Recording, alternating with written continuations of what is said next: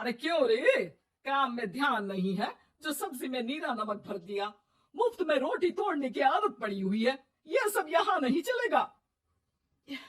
गलती हो गई माँ जी, माफ कर दीजिए।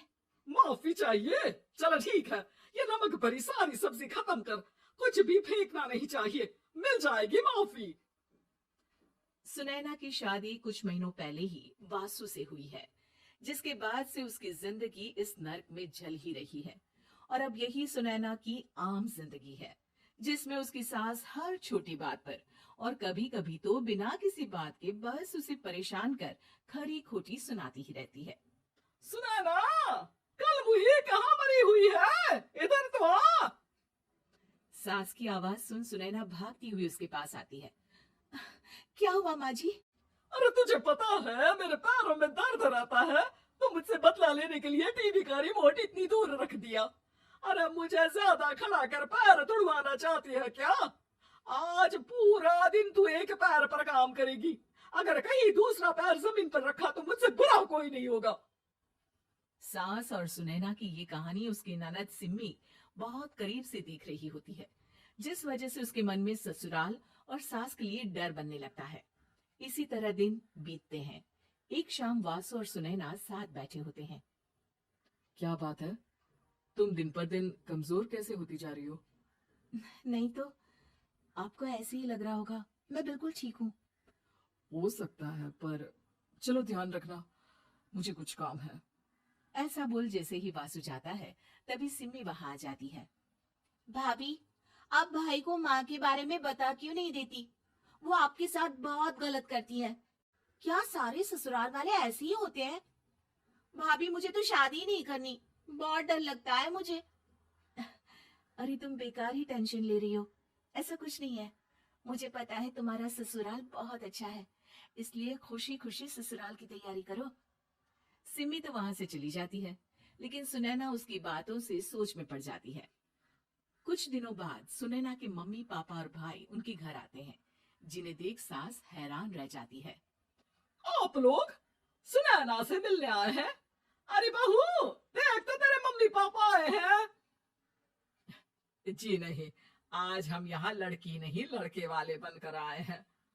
हाँ माँ, मैंने ही सिम्मी और शरद के रिश्ते की बात मम्मी पापा से की थी। शरद हमारी सिम्मी के लिए परफेक्ट है। बेटे की बात मानते हुए उसकी माँ रिश्ते के लिए मान जाती है, पर अब सिम्मी के मन में ससुराल का डर और ज्यादा बढ़ जाता है। जैसे यहाँ माँ भाभी पर जुल्म करती है, ये भी पक्का अपनी बेटी का बदला लेने के लिए ही मुझसे शादी कर रहे हैं। इसी सब के बीच देखते ही देखते सिम्मी शरद की शादी हो जाती है और सास के नाम से डरी सहमी सिम्मी ससुराल पहुंच जाती है। जहां पहुंचते ही वो डरते हुए बोलती है, मम्मी जी, मैं अभी पूरे घर का काम कर दूंगी और जॉब भी छोड़ दूंगी। जैसे आप कहोगी मैं सब कुछ वैसे ही करूंगी।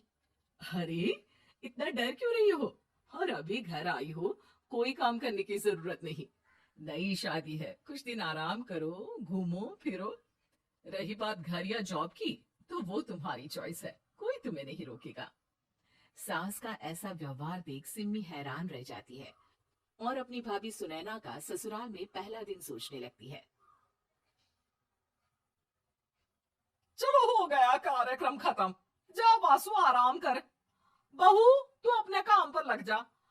काम से मेरा मतलब है घर का काम, क्योंकि अब से तुम इसके अलावा और कोई जॉब वॉब नहीं करोगी। हाँ। क्या हुआ, कहाँ खो गई? लगता है सपनों में ही घूमने लगी। बताती हूँ तुझे अभी। मेरी बेटी का मजाक बनाएगा? सपने में क्यों, असलियत में घुमा कर ला, जा। ससुराल की ऐसी इमेज सिम्मी ने कभी सपने में भी नहीं सोची थी। अपने आप को बहू नहीं, बेटी सुन उसे बहुत हैरानी होती है।